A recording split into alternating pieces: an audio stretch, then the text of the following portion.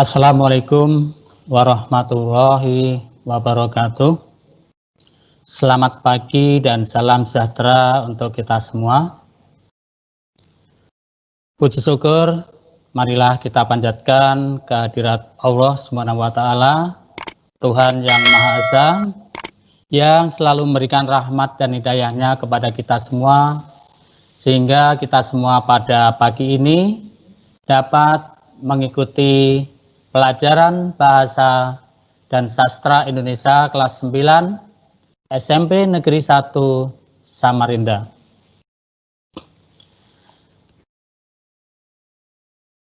Apa kabar anak-anak? Semoga kalian semua dalam keadaan sehat walafiat, sehingga bisa mengikuti pelajaran ini sampai usai nanti. Sebelum kita belajar, marilah kita berdoa menurut agama masing-masing. Berdoa mulai. Bismillahirrahmanirrahim. Iya kan. Berdoa selesai. Anak-anakku yang berbahagia, pada pertemuan yang lalu kalian sudah mempelajari teks cerita inspiratif. Mengenai pengertian teks cerita inspiratif dan struktur teks cerita inspiratif. Tentang pengertian teks cerita inspiratif disampaikan oleh Bapak Lahuri SPD, dan struktur teks cerita inspiratif disampaikan oleh Bapak Marsono MPD.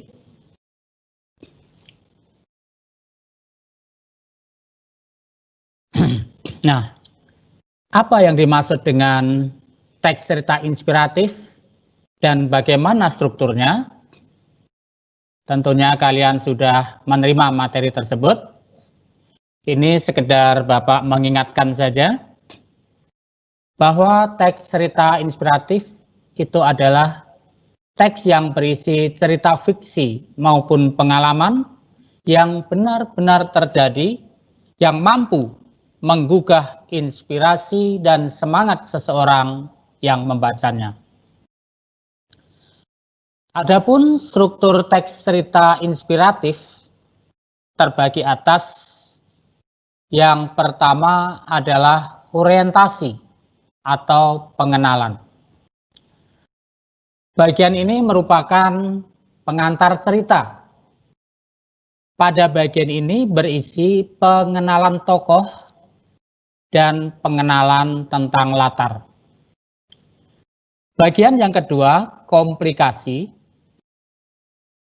Pada bagian ini berisi konflik yang dialami tokoh, menceritakan konflik hingga klimaks atau sampai pada puncak konfliknya atau puncak ketegangan.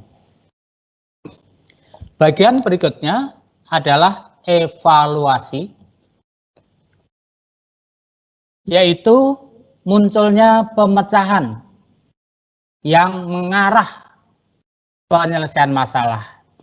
Jadi pada bagian ini digambarkan si tokoh utama itu sudah mulai menemukan penyelesaian masalah. Sehingga di sini digambarkan secara berangsur-angsur mulai menurun atau mereda konfliknya. Kemudian pada bagian berikutnya adalah resolusi. Pada bagian resolusi berisi pemecahan masalah yang dialami tokoh, yang menyadarkan tokoh tentang kebaikan. Dan disinilah nanti isi inspirasinya kepada pembaca. Nah, di sini digambarkan si tokoh sudah menyelesaikan atau sudah mengatasi permasalahan yang dihadapinya. Dan bagian yang terakhir adalah koda. Koda itu berisi amanat atau pesan-pesan positif yang bisa dipetik. Tentunya pesan-pesan positif bagi pembaca atau pendengar. Nah, itu semua tadi sudah disampaikan pada pertemuan berikutnya. Bapak hanya sekedar mengingatkan saja. Nah, sekarang kita masuk ke masih ke bab 4 tentang teks cerita inspiratif, bagian yang kedua, menelaah ciri kebahasaan teks cerita inspiratif. Jadi pada pertemuan ini Bapak hanya akan membahas tentang kebahasaan yang digunakan di dalam teks cerita inspiratif. Kompetensi dasar yang ingin kita capai yaitu 3.4, menelaah struktur, kebahasaan, dan isi teks cerita inspiratif. Nah, ini dengan struktur teks cerita inspiratif memang menjadi satu dengan kebahasaan, namun dalam hal ini yang akan kita bahas sekali lagi hanya kebahasaannya. Adapun indikator pencapaian kompetensi pada pagi ini ialah menentukan ciri kebahasaan teks cerita inspiratif. Sedangkan tujuan pembelajaran, setelah membaca teks cerita inspiratif, siswa dapat menelaah ciri kebahasaan teks cerita inspiratif. Nah, sebelumnya, bacalah teks cerita inspiratif berikut ini. Ini juga dalam rangka untuk mengingatkan kembali seperti apa sih teks cerita inspiratif itu. Baik kalian baca dan Bapak juga akan bacakan. Judul ceritanya adalah Si Tukang Kayu. Seorang tukang kayu yang sudah lanjut usia ingin berhenti bekerja. Ia berharap bisa menikmati masa tua. Tukang ini merupakan kesayangan tuannya karena ia adalah tukang kayu terbaik pada masa itu. Ia sangat ahli dalam membuat rumah dari kayu. Tukang kayu ini kemudian mengemukakan keinginannya untuk pensiun. Tuannya menyetujui, tetapi dengan satu syarat. Dia meminta tolong kepada tukang kayu agar membuatkan satu rumah lagi sebelum berhenti bekerja. Hai tukang kayu, sebelum berhenti, tolong buatkan saya sebuah rumah. Anggap saja ini rumah terakhir yang kamu bangun. Demikian ucapnya. Si tukang kayu menyanggupi permintaan itu. Kemudian ia mulai mengerjakan pembuatan rumah. Selama proses membangun, ia tidak bekerja sepenuh hati. Hatinya sudah dipenuhi oleh keinginan dan angan-angan untuk pensiun. Pekerjaan menyerut, mengepas, bahkan proses finishing dikerjakan dengan asal-asalan, tidak teliti. Yang penting rumah ini jadi, pikirnya. Ia juga tidak begitu peduli dengan kualitas kayu-kayu yang digunakan. Akhirnya setelah 3 bulan bekerja, rumah pesanan sang tuan selesai. Dan tentu saja rumah tersebut jauh dari indah seperti yang biasa ia buat.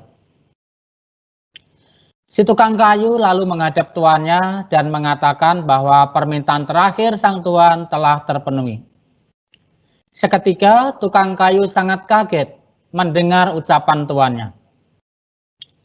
Selama ini Bapak telah membuatkan banyak rumah indah untuk saya. Dan sekarang saya ingin memberikan rumah terakhir yang baru saja dibangun sebagai ucapan terima kasih saya untuk Bapak. Demikian ujar sang tuan yang baik hati. Tukang kayu menyesal sekali Mengapa ia tidak bersungguh-sungguh ketika membuat rumah terakhirnya? Mengapa ia tidak memilih material paling baik, mengerjakan sepenuh hati, dan mendesain dengan indah seperti yang biasa ia lakukan? Rumah itu telah selesai dibangun, dan ia akan menempati rumah terakhirnya untuk menikmati masa pensiun. Mungkin ditemani rasa penyesalan seumur hidup. Dalam kehidupan nyata yang sebenarnya, tidak peduli kapan kita akan berhenti. Apakah tugas yang diberikan oleh atasan, dosen, guru, orang tua, atau bahkan perintah dari Allah Subhanahu wa Ta'ala harus sungguh-sungguh kita kerjakan. Karena hasil dari tugas tersebut pada hakikatnya akan kembali untuk diri kita sendiri. Nah, itulah tadi adalah contoh teks cerita inspiratif yang tentunya di dalamnya mengandung suatu inspiratif untuk kita. Nah, sekarang yang akan kita bahas khusus tentang ciri kebahasaan teks cerita inspiratif. Adapun ciri kebahasaan teks cerita inspiratif antara lain, yang pertama, teks cerita inspiratif menggunakan kalimat deskriptif. Apa itu kalimat deskriptif? Yaitu kalimat yang bersifat menggambarkan sesuatu sehingga pembaca atau pendengar seperti melihat dan merasakan sendiri hal yang digambarkan. Biasanya yang digambarkan adalah tokoh, latar, atau peristiwa yang dialami tokoh. Contoh kalimat deskripsi. Suatu ketika ada seorang anak wanita bertanya kepada ayahnya. Tatkala tanpa sengaja dia melihat ayahnya sedang mengusap wajahnya yang mulai berkerut-kerut dengan badannya yang terbungkuk-bungkuk, disertai suara batuk-batuknya. Nah, dari kalimat-kalimat ini, tentunya kita yang mendengar atau membaca, seolah-olah kita melihat sosok seorang ayah yang sudah mulai tua, yang sudah berkerut, yang sudah terbungkuk, dan kita membayangkan batuk-batuknya. Nah, inilah contoh kalimat deskripsi. Ciri kebahasaan teks cerita inspiratif yang kedua, yaitu menggunakan kata atau kalimat ekspresif. Bapak ulangi, menggunakan kata atau kalimat ekspresif. Kata atau kalimat ekspresif yaitu kata atau kalimat yang mampu menggambarkan isi perasaan tokoh atau pengarangnya. Melalui kata-kata itulah pikiran dan perasaan tokoh atau pengarangnya dapat terekspresikan. Biasanya kata ekspresif menggunakan kutipan langsung atau kata seru. Contoh kata atau kalimat ekspresif. 1. Wow, indah sekali pantai ini. Contoh 2. Alhamdulillah, akhirnya aku diwisuda. 3. Kurang ajar, berani-beraninya dia menipuku. 4. Aku memang tidak berotak pintar, namun aku tidak pernah mengkhianati teman-temanku sendiri. 5. Bukan main, betapa nikmatnya durian ini. 6. Oh Tuhan, mengapa begitu berat cobaan hidupku? 7. Aku tidak sudi melihat mukamu lagi, buaya darat. 8. Kau tidak mendengar kata-kataku tadi, ya? Bapak ulang. Kau tidak mendengar kata-kataku tadi, ya? Nah, kalimat-kalimat ini semuanya adalah untuk mewakili perasaan. Perasaan seseorang yang mengucapkan kata atau kalimat tersebut. Inilah yang dimaksud dengan kata atau kalimat ekspresif. Tentu saja kalian bisa mencari contoh-contoh lain atau bahkan bisa menciptakan sendiri contoh kata atau kalimat ekspresif seperti ini. Ciri kebahasaan teks cerita inspiratif yang ketiga, menggunakan majas atau gaya bahasa. Apa itu majas atau gaya bahasa?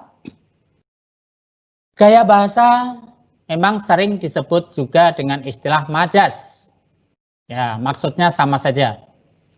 Yaitu cara memilih bahasa yang sesuai dengan cita rasa pengarang. Bahasa yang dipilih adalah bahasa yang dapat menimbulkan perasaan tertentu dalam hati orang lain. Gaya bahasa pada umumnya dipakai untuk menarik hati pembaca agar tidak bosan dan selalu memperoleh kesegaran dalam membaca karya sastra. Atau dapat Bapak katakan, gaya bahasa adalah model atau bentuk bahasa yang biasa dipilih oleh si pengarang dalam rangka untuk memperindah karya sastra tersebut dan tentunya untuk menarik perhatian pembaca.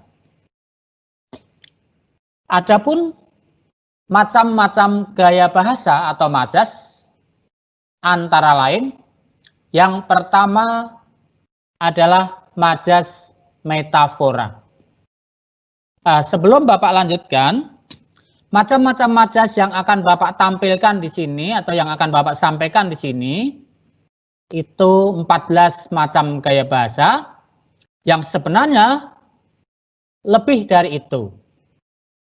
Dan dari 14 macam gaya bahasa yang Bapak tampilkan ini, Bapak urutkan dari yang terpenting yang ada kaitannya dengan teks cerita inspiratif. Oleh karena itu, kalau nanti waktunya ternyata tidak cukup, maka sampai berapa contoh atau macam gaya bahasa yang Bapak sampaikan, itu mungkin sudah cukup, sedangkan nanti selanjutnya bisa kalian memperkaya sendiri, bisa mencari contoh-contoh atau macam-macam gaya bahasa yang lainnya, mungkin bisa ditemukan di buku-buku bahasa Indonesia ataupun di internet. Baiklah, ini secara berurutan Bapak urutkan dari yang terpenting. Yang pertama adalah majas metafora. Majas metafora adalah suatu majas yang menggunakan sebuah objek yang bersifat sama dengan pesan yang ingin disampaikan melalui suatu ungkapan. Jadi, satu objek dibandingkan dengan objek lain yang serupa sifatnya, tetapi bukan manusia. Contoh, Lili adalah anak emas di keluarga besar Pak Badar. Ya, tentu saja ini ada perbandingan antara seorang anak yang bernama Lili dibandingkan dengan emas. Ada kesamaan sifat. Emas itu bagus, emas itu baik, emas itu disenangi banyak orang. Nah, ini dibandingkan dengan kesamaan sifat pada Lili yang disenangi Pak Badar. Seperti inilah contoh metafora. Anak emas adalah ungkapan bagi orang yang dianggap kesayangan. Contoh majas metafora yang lain. Mila adalah bunga desa yang selalu mengagumkan. Contoh metaforanya ada pada kata yang Bapak cetak tebal ini. Bunga desa. Seorang gadis disamakan dengan bunga desa. Yang disamakan adalah sifatnya. Bunga itu pasti disenangi oleh banyak orang, khususnya wanita, ya. Laki-laki bahkan juga. Kemudian Mila, seorang gadis, juga mempunyai kesamaan sifat, juga disenangi atau dikagumi oleh banyak orang, apalagi seorang pemuda. Contoh 2, Lia selalu menjadi buah bibir karena tingkah lakunya yang uragan. 3, raja hutan itu memiliki suara yang paling menggelegar. 4, Dodi senang sekali dengan buah tangan yang diberikan paman. 5, sang raja siang memang selalu membawa kehangatan. Yang dimaksud raja siang di sini adalah matahari. Budi hanya bisa pasrah dianggap sebagai sampah masyarakat. Sampah masyarakat ini artinya bahwa seseorang itu yang tidak berguna di masyarakat. Demikian pula benda yang sebenarnya sampah itu merupakan suatu benda yang tidak berguna. Karena itu dibandingkan sifatnya antara budi dan sampah. Yang ketujuh, Dewi Malam mulai keluar dari peraduannya. Yang dimaksud Dewi Malam di sini adalah rembulan. Gaya bahasa yang kedua yaitu simile atau perumpamaan. Perumpamaan adalah majas yang berupa perbandingan dua hal yang pada hakikatnya berbeda, tetapi sengaja dianggap sama. Dinyatakan dengan kata-kata pembanding seperti ibarat, umpama, bak, dan sebagainya. Jadi sebagai ciri khas gaya bahasa simile atau perumpamaan, ini menggunakan kata-kata sambung seperti ibarat, umpama, bak, dan lain sebagainya. Contoh, setelah kehilangan kakaknya, Dito bagaikan anak ayam kehilangan induknya, selalu kebingungan. Menggunakan kata sambung bagaikan. Ya, ini juga merupakan contoh kata sambung yang merupakan ciri pada gaya bahasa simile atau perumpamaan.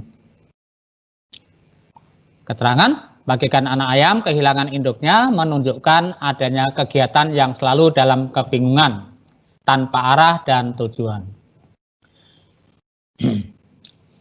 Contoh simile yang lain, soraknya seperti gunung runtuh. Ini membandingkan antara suara gunung yang runtuh, seperti apa gemuruhnya, dibandingkan dengan sorak seseorang atau sorak beberapa orang, dengan menggunakan kata sambung seperti.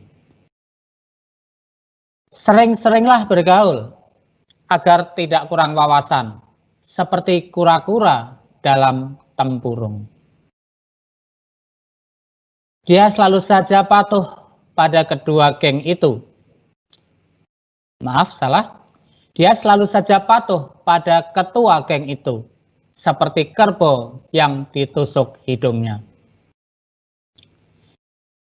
Lili memang sudah terkenal sebagai pemalas, seperti beruang di musim dingin. Adikmu tampak sangat lapar, jalannya seperti singa kelaparan. Rapat hari ini sangat kacau, seperti hutan terserang angin ribut. Nah, inilah contoh-contoh gaya bahasa simile atau perumpamaan. Silahkan kalian memperluas atau memperkaya diri. Contoh gaya bahasa simile yang lain bisa ditemukan di buku-buku ataupun mencarinya di internet. Gaya bahasa yang ketiga yaitu repetisi, yaitu gaya bahasa yang menggunakan kata atau kalimat berulang untuk memberi penegasan.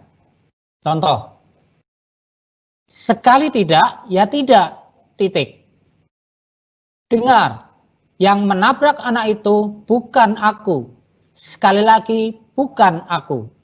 Nah, di sini ada kata-kata yang diulang dalam rangka untuk mempertegas.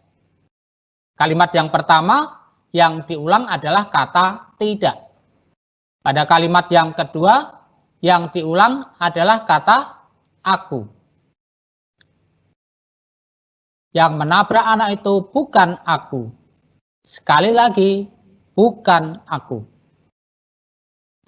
Berikutnya, gaya bahasa personifikasi.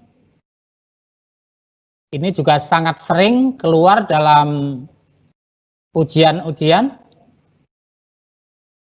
Personifikasi adalah majas yang mengumpamakan benda-benda mati dapat hidup, berbuat seperti manusia. Contoh, angin mengetuk jendela kamarku. Nah, ini angin itu adalah benda mati, bukan manusia, tetapi dalam kalimat ini diperlakukan dapat berbuat seperti manusia. Angin bisa mengetuk jendela kamar. Inilah contoh personifikasi. Ya. Untuk menghemat waktu, maka Bapak lanjutkan majas yang berikutnya, yaitu hiperbola. Hiperbola adalah majas yang menyatakan sesuatu dengan cara berlebih-lebihan, membesar-besarkan keadaan yang sebenarnya. Contoh, tangis anak itu menyayat-nyayat hati. Ini membesar-besarkannya pada kalimat menyayat-nyayat hati. Apa iya suara tangis anak itu bisa menyayat hati seseorang yang mendengar? Yang bisa menyayat itu kan pisau. Tetapi dalam contoh ini dikatakan tangis anak itu menyayat-nyayat hati. Nah, ini adalah ungkapan untuk menyatakan sesuatu dengan cara berlebihan atau membesar-besarkan keadaan yang sebenarnya. Gaya bahasa berikutnya litotes. Litotes adalah majas yang menyatakan hal yang berlawanan, memperkecil arti atau memperhalus keadaan. Contoh, kalau sempat mampirlah ke gubuk saya. Nah, ini padahal yang mengucapkan itu yang dimaksud gubuk itu adalah rumah. Bahkan rumahnya bagus seperti istana. Tapi ketika bertemu dengan temannya yang lama tidak ketemu, dia mengungkapkan atau mempersilahkan untuk mampir ke rumahnya yang bagus tadi, tapi dia dengan menggunakan kata gubuk. Sementara gubuk yang sebenarnya itu adalah rumah-rumahan yang biasanya ada di sawah sebagai tempat istirahat petani yang sedang bekerja di sawah.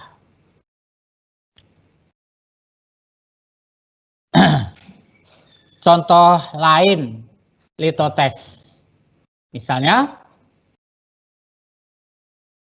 apalah yang bisa aku bantu dari orang sebodoh saya? Padahal orang yang ngomong itu adalah pintar. Gaya bahasa berikutnya adalah metonimia.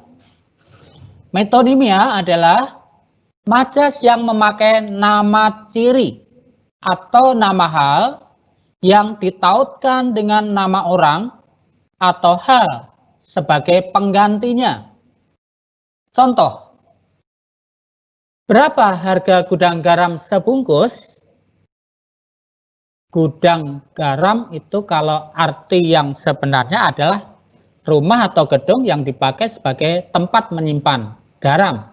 Tapi dalam hal ini yang dimaksud gudang garam bukan itu, melainkan adalah rokok. Karena ada rokok yang mereknya gudang garam. Sehingga orang tahu bahwa yang dimaksud gudang garam ini adalah rokok. Nah, inilah contoh metonimia. Contoh lain, ayah pergi ke Balikpapan dengan mengendarai kijang. Bukan berarti seekor kijang beneran, tetapi dalam hal ini adalah kijang sebagai pengganti mobil. Nah, inilah contoh metonimia. Berikutnya, majas pleonasme. Majas pleonasme adalah gaya bahasa yang dipakai untuk memperjelas maksud dengan menggunakan kata berulang dan maknanya sudah dikandung oleh kata yang mendahului. Contoh, burung itu sudah naik ke atas, kemudian turun ke bawah lagi. Kata naik ke atas, sebenarnya pada kata ke atas itu tidak perlu disebut lagi, karena yang namanya naik itu pasti ke atas. Begitu juga turun ke bawah, tidak perlu disebut ke bawah, yang namanya turun pasti ke bawah. Tetapi ya inilah gaya bahasa pleonasme seperti itu. Contoh lain, selama darah merah masih mengalir di tubuhku, akan ku kejar terus cita-citaku. Darah merah. Tidak perlu disebut merah, yang namanya darah pasti kita membayangkan akan warna merah. Tidak ada seorang itu yang dilukai misalnya akan keluar darah biru. Darah biru itu hanya sekedar ungkapan yang artinya sebagai anak keturunan raja. Sekalipun itu seorang raja atau keturunan raja, kalau dia berperang kemudian terluka pasti merah darah yang keluar itu. Nah, itu. Apakah kalian tidak percaya kalau darah itu pasti merah? Apakah ada yang kalian memiliki darah itu biru? Coba kalian lukai sedikit. Apa yang keluar darahnya? Apakah biru? Saya yakin tidak. Tapi tetap merah. Itulah gaya bahasa pleonasme. Berikutnya gaya bahasa klimaks. Gaya bahasa yang mengurutkan gagasan dari hal yang tidak penting sampai ke yang paling penting. Dari yang sederhana sampai ke yang istimewa. Dari yang kecil sampai ke yang besar. Dari yang muda sampai ke yang tua, dan seterusnya. Contoh, waktu terus berputar dari detik ke menit, dari menit ke jam, dari jam ke hari, dari hari ke bulan, dari bulan ke tahun, dan tidak terasa sudah seabad. Nah, ini ada beberapa penyebutan berturut-turut yang semakin lama semakin meningkat. Dari detik, menit, jam, dan seterusnya. Berikutnya, gaya bahasa eufemisme. Eufemisme adalah majas yang berupa ungkapan-ungkapan halus untuk menggantikan ungkapan-ungkapan yang dirasakan kasar, kurang sopan, atau kurang menyenangkan. Ya, jadi gaya bahasa eufemisme ini digunakan untuk mempersopan ucapan. Contoh, putra ibu agak lamban menerima pelajaran. Maksud yang sebenarnya adalah bodoh. Tetapi tentu tidak sopan kalau misalnya seorang guru yang menyampaikan informasi itu kepada orang tua si anak secara langsung. Putra ibu bodoh dalam menerima pelajaran. Tentu akan menyakitkan perasaan orang tua. Karena itu bisa menggunakan gaya bahasa eufemisme, bahasa yang mempersopan. Putra ibu agak lamban menerima pelajaran. Contoh lain, sejak bangkrut usahanya ia seperti kurang waras. Maksudnya adalah gila. Yang ke-11, paradoks adalah majas yang mengandung pertentangan nyata dengan fakta-fakta yang ada. Di kota metropolitan yang ramai, dia merasa kesepian. Seolah-olah ini bertentangan. Mosok di kota yang ramai, kesepian. Gaya bahasa berikutnya sinekdok. Gaya bahasa ini terdiri atas dua macam, yaitu yang pertama, pars pro toto, menyebutkan sebagian untuk menyatakan keseluruhan. Contoh, sejak tadi tidak kelihatan batang hidungnya. Kemana? Nah, yang dimaksud di sini batang hidungnya bukan hanya batang hidungnya, tetapi yang dimaksud adalah orangnya. Yang kedua, totem pro parte, ini kebalikan dari pars pro toto, menyebutkan keseluruhan, namun yang dimaksud adalah sebagian. Contoh, tadi malam Indonesia dapat mengalahkan Malaysia dengan skor 3-2. Yang disebutkan secara keseluruhan Indonesia. Misalnya dalam pertandingan sepak bola, tentu saja tidak se-Indonesia, orang se-Indonesia itu main semua, tetapi hanya diwakili oleh satu tim, yaitu 11 orang. Inilah contoh totem pro parte. Ironi adalah majas sindiran, sindiran halus, berupa pernyataan yang maknanya bertentangan dengan makna yang sebenarnya. Contoh, hai, cepat sekali kau pulang, sampai kesal aku menunggumu. Nah, tentu saja ini tidak secepat seperti yang diungkapkan. Nah, maksudnya di sini adalah lama sekali. Kalau memang cepat, dia menunggu kok cepat pulang, tentu tidak akan kesal. Namun, di dalam contoh ini, hai, cepat sekali kau pulang, sampai kesal aku menunggumu. Maksudnya adalah bahwa yang ditunggu itu lama sekali datang. Yang terakhir, kilatan atau alusio. Alusio adalah majas yang menunjuk secara tidak langsung pada suatu peristiwa atau tokoh.